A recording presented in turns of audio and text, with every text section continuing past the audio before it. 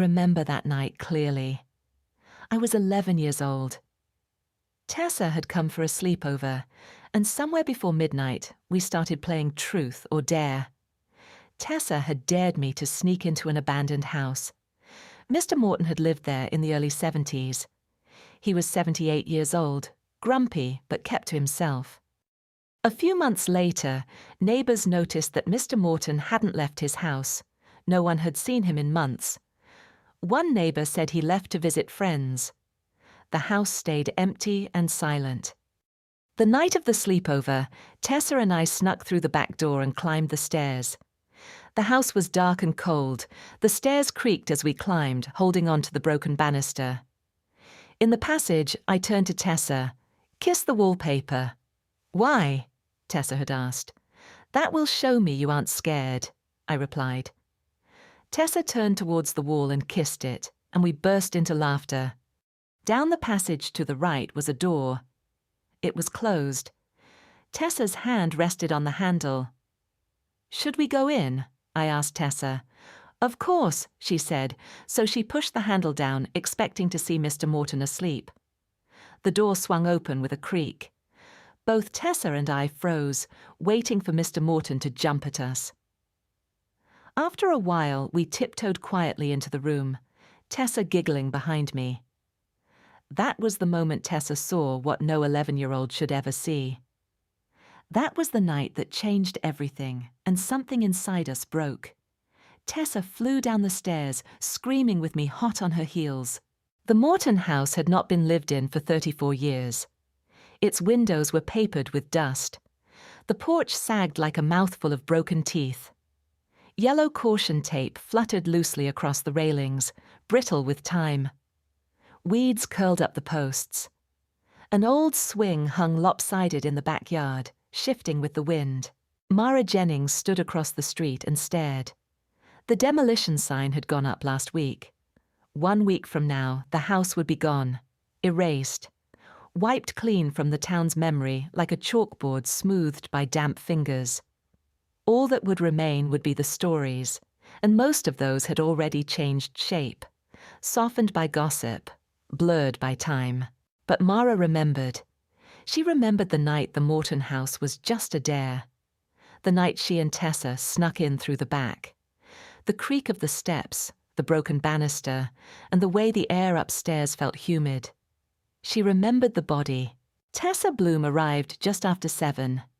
She drove an old red truck and still had the same laugh as she stepped out with her boots scuffed and stained, her voice already halfway into a greeting before the door even closed behind her.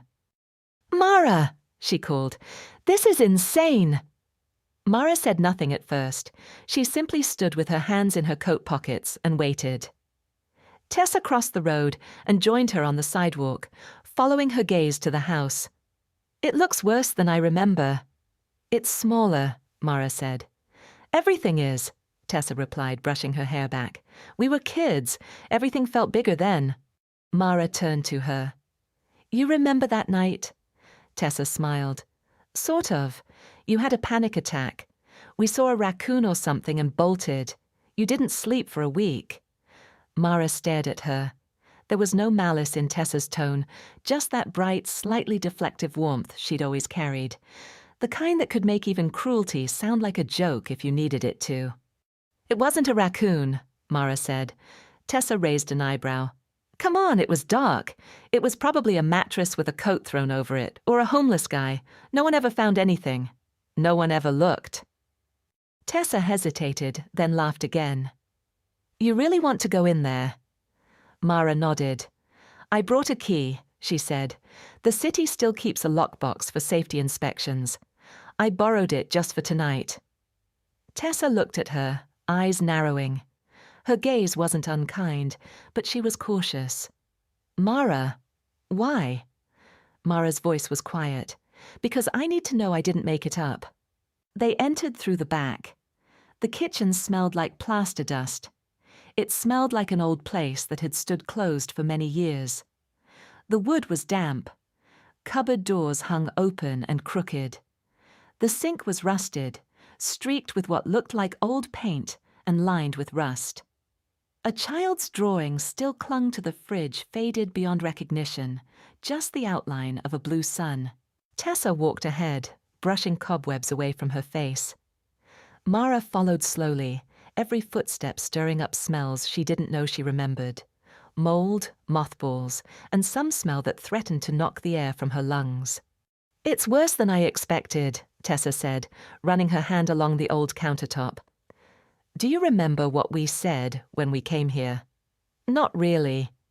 "You dared me to kiss the wallpaper," Tessa laughed. "I did not." "You said I had to if I wanted to prove I wasn't scared." Tessa turned, grinning. "Well, you were." Mara didn't smile. "You went upstairs first." Something changed in Tessa's face, just a flicker, and then it was gone. "Did I?" "You said, 'Come on, it's just a house. Ghosts are for movies.'" Tessa shrugged. "Sounds like me." Mara's voice was thinner now. "You were laughing when you opened the door, until you weren't." Tessa turned away. They stood in silence for a while, then Mara moved toward the stairs. The steps groaned under their weight. Each one felt steeper than it should have. The banister was still cracked in the middle, a long splinter curling upward like a claw. Halfway up, Mara paused. She looked back at the yellowed wallpaper, at the kitchen beyond, at the years that had stretched too long between this night and the one before. "You were ahead of me," she said. Tessa didn't answer. "At the top of the stairs, you opened the first door on the right. That's where it was." "Mara! Do you really not remember?" Tessa shifted her weight. "I remember a room, and I remember it smelled bad. It smelled like rot, like someone had left meat on the counter in a very hot room." Tessa's jaw tightened. "It was 30 years ago." Mara said nothing. They reached the landing. The hallway was darker than it should have been. The windows were boarded, but moonlight spilled in through a crack in the far end. The floor was littered with dead leaves, animal droppings, and a child's shoe. The second door on the right was shut. Mara stepped toward it. Her hand hovered over the doorknob. Tessa placed a hand on her shoulder, not stopping her. "Mara, if there was something, it's no longer here." Mara turned slowly to her. "What if it never left?" Mara opened the door. The room was smaller than she remembered, empty and stripped bare, except for the old wallpaper yellowed and bubbling in places. The floral print faded into veins of brown. There was no furniture, no curtains. Just dust, and the faint suggestion of water damage in the far corner. Tessa let out a soft exhale behind her. "Well," she said, "I guess that settles it." But Mara stepped inside. It smelled different in this room, as if the walls had absorbed everything. She crouched near the center of the room. "It was right here," she murmured. "His head tilted that way, eyes half open. I remember his mouth. There was something wrong with it, like he'd tried to scream and never finished." Tessa didn't respond. Mara looked up. "Tessa!" Her old friend stood at the doorway, arms crossed. Her face had closed. Something unreadable sat behind her eyes. "I don't remember that," she said. Mara stood. "You screamed. You dropped your flashlight and ran down the stairs, and I followed you." Tessa shook her head. "I screamed because you screamed." Mara's voice cracked. "I wasn't the one who opened the door." Tessa turned. "It's been a long time, Mara. Memory plays tricks." They explored the other rooms. The bathroom was rusted through, a clawfoot tub filled with grime. The mirror was cracked, a towel rack hanging askew like a broken jaw. The far bedroom was filled with old furniture, stacked against the wall, dusty. Everywhere they went, Mara noticed signs, subtle things. A scuff on the doorframe, a pale stain on the floor beneath warped boards, a bent nail where something had once been fastened. She felt it like a presence. Tessa grew quiet. She began humming under her breath, a habit from childhood. It was a song without melody, just a way to fill the room. They returned to the original room. This time Mara crossed to the far wall, and placed her hand flat against it. There was a smell, she said. Not just rot, it was something sharper. Tessa's voice was thin. Like blood? Mara turned and met Tessa's eyes just for a fraction of a second. Then she looked away. They found it behind the drywall. A loose panel pried open with a rusted fire poker from the upstairs fireplace. Inside, a small hollow and a notebook bound in leather, mottled with age, unlabeled.